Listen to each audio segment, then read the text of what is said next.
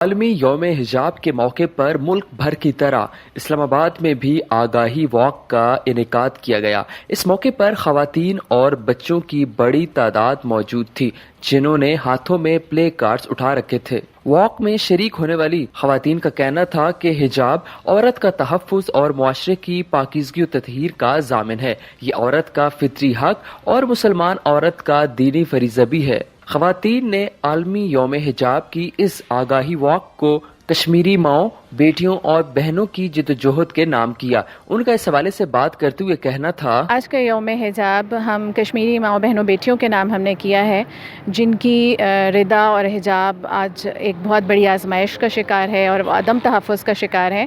آج ہم سب خاص طور پہ ان کے لیے نکلے ہیں۔ عالمی یوم حجاب 2003 کے بعد سے ہر سال جماعت اسلامی اس کا انعقاد کرتی ہے۔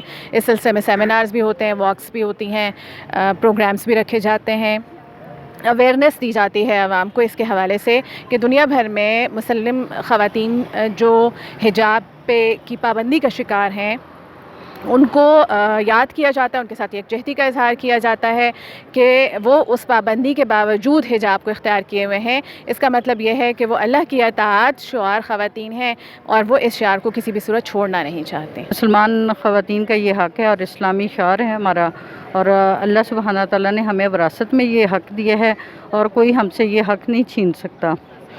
اور ہمارا پیغام یہی ہے کہ مسلمان عورت کو اپنی خوشی کے ساتھ اپنے حجاب کے اندر رہتے ہوئے کوئی کسی بھی کام سے نہیں روک سکتا نا، تو وہ کھلے عام اپنی آزادی کے ساتھ حجاب کے اندر رہتے ہوئے ہر کام کر سکتی ہے۔ اسلام میں حجاب عورت کے تحفظ اور وقار کی علامت ہے۔ حجاب ترقی کی راہ میں رکاوٹ نہیں بلکہ ہمارا فخر اور وقار بھی ہے۔ محمد جابر، نیوز الرٹ، اسلام آباد۔